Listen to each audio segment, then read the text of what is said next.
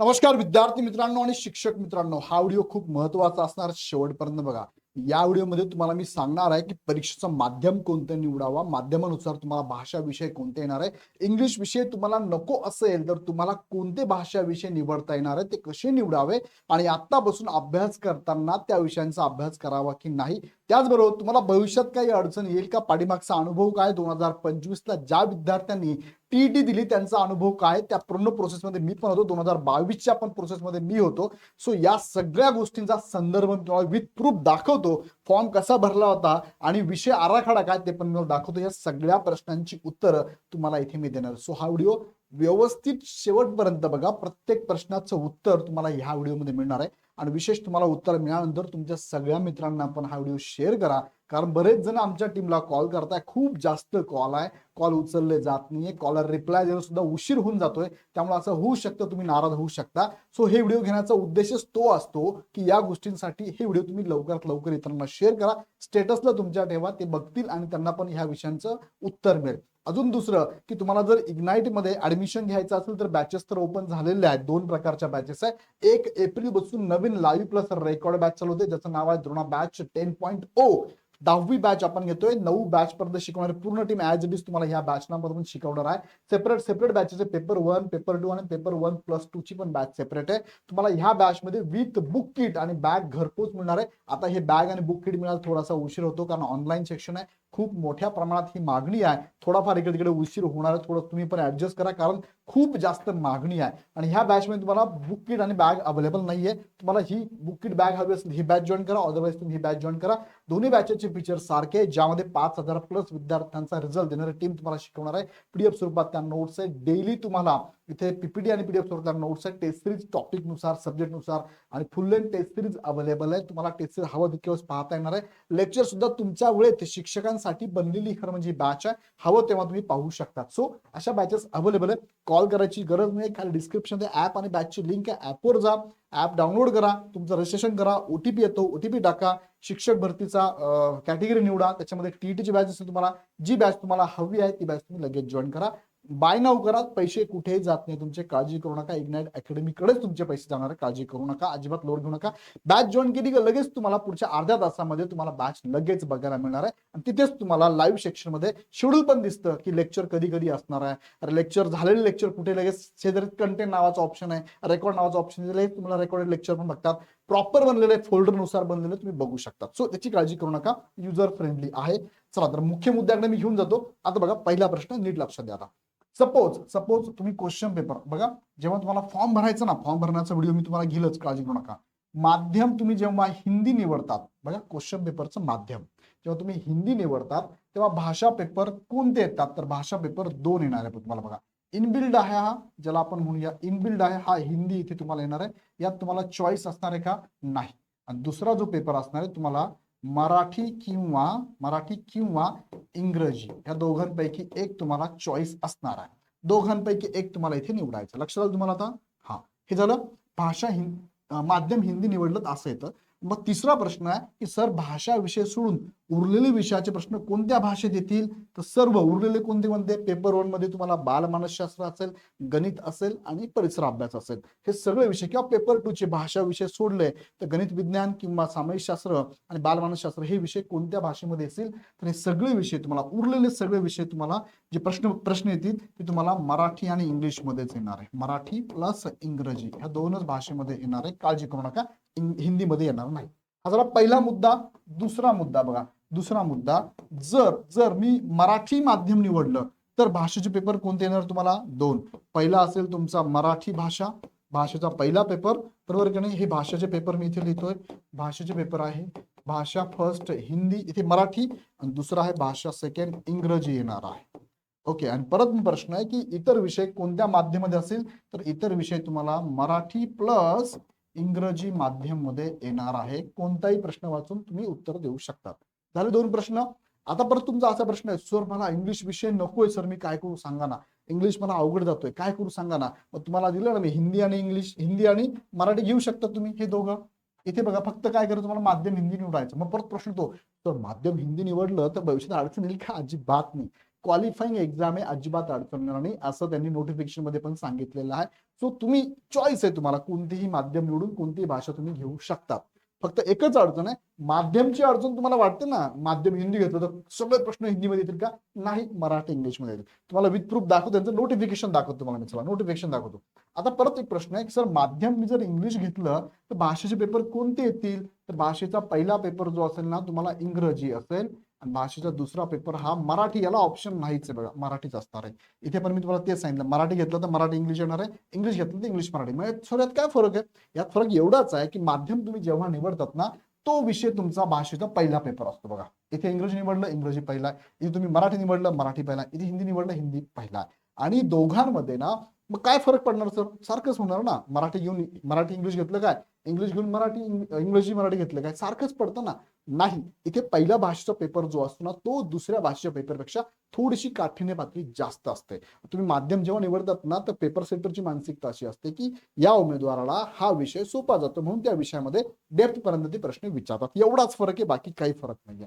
त्यानंतर जसं सेम तुम्ही उर्दू जर घेतलं तर दोन पेपर कोणते असणार आहे बघा. पहिला पेपर तुमचा भाषेचा उर्दू असणार आहे आणि दुसरा पेपर तुम्हाला चॉईस आहे, एक तर तुम्ही मराठी घ्या किंवा किंवा इंग्रजी घ्या, हा ही तुम्हाला चॉईस मिळणार आहे बघा. म्हणजे मराठी माध्यम इंग्लिश माध्यमला तुम्हाला चॉईस नाहीच आहे, बाकी विषयाच्या माध्यमाला चॉईस असणार आहे. उर्दू ऐवजी तुम्ही इथे कोणती भाषा ऍड करा, गुजराती ऍड करा, गुजराती असेल, सिंधी असेल नाही का, सिंधी असेल, कन्नड असेल, ह्या सगळ्यांसाठी तुम्हाला काय असणार आहे, पहिला भाषेचा पेपर. माध्यम तुम्ही जेव्हा हे विषय हे निवडतात, हे विषय लँग्वेज निवडतात, पहिला तोच येणार आहे जो माध्यमला निवडाल तो. दुसरा तुम्हाला ऑप्शन असणार आहे मराठी किंवा इंग्रजी सगळीकडे. फक्त उर्दूच्या बाबतीत काय झालंय, इथे उर्दू आणि मराठी इंग्लिश ऑप्शन आहे, पण भाषेचे जे उरलेले पेपर असतात ना, हे उरलेले पेपर तुम्हाला इथे उर्दू प्लस इंग्रजीमध्ये बघायला मिळतात. एकच इडा फक्त काय अपवाद आहे, बाकी सगळ्या ठिकाणी मराठी इंग्लिशच असणार आहे. इथे सुद्धा तुम्ही जर घेतलं तर इथे मराठी इंग्लिशमध्येच तुम्हाला क्वेश्चन पेपर मराठी प्लस इंग्लिशमध्ये असणार आहे. आता मला वाटतं तुमच्या प्रश्नाचं उत्तर भेटलं असेल तुम्हाला, की आता मला भाषेचा पहिले तुम्हाला विचार काय करायचा की भाषा विषय मला कोणता निवडायचा आहे. इंग्लिश सोडायचं आहे ना, इंग्लिश जर सोडायचा विचार केला तर तुम्हाला उरतं काय, हिंदी मराठी.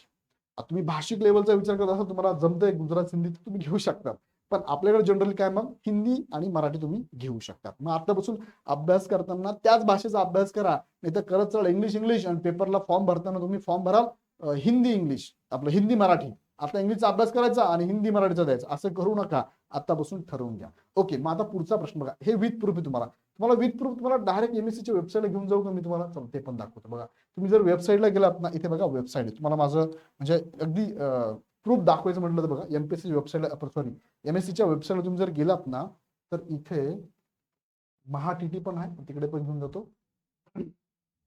महाटीटी दाखवतो तुम्हाला. एमएससीच्या वेबसाईटपेक्षा महाटीटीची वेबसाईट बघा, महाटीईटी. ओके, महाटीईटी 2026 ह्या वेबसाईटला तुम्ही गेलात तर बघा, इथे ह्या वेबसाईटला तुम्हाला बघायला मिळेल बघा, विषय आराखडा खालील प्रमाणे. मी तुम्हाला आत्ता जो दाखवतो तो हाच आहे बघा, विषय आराखडा हाच आहे ना, मी तुम्हाला दाखवतोय आता. नीट चेक करा, स्क्रीनशॉट घेऊ शकता तुम्ही बघा. पेपर 1 पेपर 2 चा स्क्रीनशॉट बघा, पेपर 1 पेपर 2 हेच तुम्हाला मी इथे दाखवतोय आता बघा. विषय आराखडा मी तुम्हाला आता सांगितलं तोच आहे. तुम्ही जर माध्यम जे आहे ना ते मराठी जर घेतलं तर भाषेचा मराठी इंग्रजी पेपर असेल, उर्वरित सगळे पेपर मराठी इंग्लिशमध्ये बघा. बालमानसशास्त्र, गणित आणि परिसर अभ्यास. तुम्ही जर इंग्रजी घेतला तर इंग्रजी आणि मराठीचा पहिला 2 लँग्वेज असणार आहे, बाकी सगळे पेपर मराठी इंग्लिशमध्ये. उर्दू जर घेतला तर उर्दू आणि इंग्रजी मराठी चॉईस असणार तुम्हाला, बाकी सगळे पेपर उर्दू इंग्रजीमध्ये आहे. हिंदी जर घेतला बघा, इथे इंग्लिश स्किप होतं बघा. हिंदी जर घेतला तर पहिला हिंदी, दुसरा चॉईस आहे तुम्हाला इंग्रजी किंवा मराठी. मग इंग्रजी स्किप करा, मराठी घ्या. सगळा पेपर तुम्हाला मराठी इंग्लिशमध्येच असणार आहे. आणि बंगाली जर घेतला तर बंगाली पहिला, मराठी इंग्रजी चॉईस असणार आहे, बाकी सगळे मराठी इंग्लिशमध्ये. हे सगळे तुम्हाला बाकी विषयांसाठी आहे. सेम पेपर 2 साठी पण सेम आहे बघा, हा पेपर 2 आहे बघा, पेपर 2 6वी ते 8वी. अशा प्रकारे हिंदी जर घेतला, हिंदी पहिला, इंग्रजी मराठी ऑप्शन, बाकी सगळे मराठी इंग्लिशमध्ये तुम्हाला अवेलेबल असणार आहे. हे झालं विषयाचं. आता फॉर्म भरलाय मी 2025 ला फॉर्म भरला ना, 2025च्या एक्झाम मध्ये पूर्ण प्रोसेसमध्ये मी होतो. सो 2025चा जेव्हा फॉर्म भरला आम्ही, त्या फॉर्म मध्ये पण तुम्हाला असे ऑप्शन आहेत बघा. जेव्हा तुम्ही पेपर 1चा फॉर्म भरता, फॉर एक्झाम्पल हिंदी घेतलं माध्यम, मी काय हिंदी माध्यम, जे माध्यम तुम्ही इथे घेतात ना, जे माध्यम इथे घेतात ते इनबिल्ड माध्यम तुमचा पहिला विषय असतो बघा, हिंदी, भाषा हिंदी. इथे चॉईस नसते, इथे चॉईस आहे, तुम्ही इंग्लिश किंवा मराठी घेऊ शकतात. आता विथ प्रूफ 2 दाखवलं तुम्हाला, त्यांचं नोटिफिकेशन पण दाखवलं, डायरेक्ट फॉर्म भरण्याची प्रोसेस पण दाखवलेली आहे. सो आता फुल अँड फायनल झालेलं आहे. आता मग प्रश्न येतो, सर माझे शिक्षण आणि माध्यम माझे शिक्षण आणि माध्यम आणि भाषा पेपर यांचा काही संबंध आहे का? सर मी तर इंग्लिश मीडियममध्ये शिकलोय, तर मी मराठी मीडियममध्ये शिकलोय, तर मी उर्दू आहे, तर मी हिंदी मीडियम आहे, काही प्रॉब्लेम नाही. तुमचा मीडियम ग्रॅज्युएशन असेल, डीएड असेल, बीएड असेल, कशात शिकला त्याचा आणि ते माध्यमचा काही संबंध नाही. ही क्वालिफाईंग एक्झाम आहे. सो डोंट वरी, काळजी करू नका. याचा काही प्रॉब्लेम आहे का? तर नो इश्यू, याच्याबद्दलचं काही प्रॉब्लेम नाहीये, कारण त्यांनी तुम्हाला ऑप्शन दिलेले आहे आणि त्यांनी असं काही म्हटलेलंच नाहीये. नो इश्यू, घेऊ शकता, चॉईस आहे तुम्हाला, कोणताही तुम्ही निवड करू शकता. दुसरं काय, भविष्यात शिक्षक भरतीत काही प्रॉब्लेम आहे का? नो प्रॉब्लेम, काही प्रॉब्लेम नाहीये, कारण शिक्षक भरती जी होते त्या शिक्षक भरतीसाठी टेट एक महत्वाची एक्झाम आहे आणि ही गुणवत्तेनुसार तुमचं सिलेक्शन करते. तर गुणवत्तेमध्ये इथे इश्यू येणार नाही, काही प्रॉब्लेम नाही. टेट महत्वाची असणार आपल्यासाठी, लक्षात घ्या. सो हे सगळ्या प्रश्नांची उत्तरं मी विथ प्रूफ तुम्हाला दाखवलेली आहे. मागच्या 5 वर्षापासून मी सुद्धा म्हणजे इग्नाइट अकॅडमी बरोबर काम करतोय. आम्ही टीईटीच्या एक्झाम बऱ्याचशा आम्ही या दरम्यान बघितलेल्या आहेत, टेट पण बघितलेल्या आहे. सगळ्या प्रोसेसमध्ये आम्ही होतो, काळजी करू नका. सो डोंट वरी, काळजी करू नका. आणि आता लगेच काय करा, बॅच जॉईन करून घ्या, कारण कमी कालावधीमध्ये तुम्हाला इथे मार्गदर्शक योग्य पद्धतीने घेऊन जातील. सध्या मार्केटमध्ये सुळसुळाट आहे, असे मस्त मस्त पोस्टर म्हणून तुमच्या समोर येतील, पण नीट विचार करा.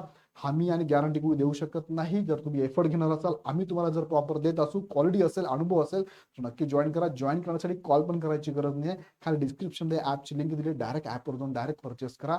शंकाच वाटली तर खाली डिस्क्रिप्शनमध्ये नंबर दिलेला आहे. पण माझ्या माहितीप्रमाणे खूप कॉल आमच्याकडे येत आहे. तुमचा कॉल कदाचित लागणार नाही, उचलला जाणार नाही, कॉल बॅक पण लवकर येणार नाही. सो तुम्हाला असं वाटू शकतं की हे कॉल उचलत नाही. सध्या ऍड आल्यापासून खूप कॉल असल्यामुळे पुढचे 7 दिवस प्रचंड कॉल असणार आहे. पण तुम्ही 1 एप्रिलची बॅच लगेच जॉईन करा. नवीन बॅच 10.0 ची बॅच खाली डिस्क्रिप्शन सगळं दिलेलं आहे. डायरेक्ट जाऊन जॉईन करा. काही प्रॉब्लेम, तुमचे पैसे कुठेच जाणार नाही, त्याची गॅरंटी मी तुम्हाला देतो. ओके. आणि ह्या बॅचेस पण 2 रुपयाची बॅच सगळ्यांनी जॉईन करा.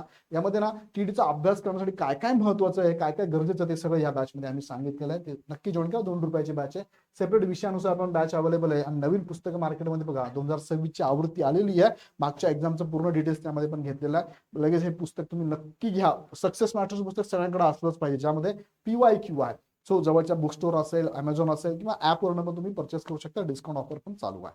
पुढे आवडलं तर लाईक करा, तुमच्या सगळ्या मित्रांना शेअर करा. आणि ज्यांनी इग्नाइट अकॅडमीचे कोर्सेस घेतल्यात त्यांना जाऊन विचारा, ते तुम्हाला नक्की सांगतील की इग्नाइट अकॅडमी टीईटी मध्ये नक्कीच चांगलं काम करत आलेली आहे, काम करत आहे. महाराष्ट्रात नंबर 1 पण आहे. पुन्हा व्हिडिओ आपण नेक्स्ट वेळमध्ये. धन्यवाद.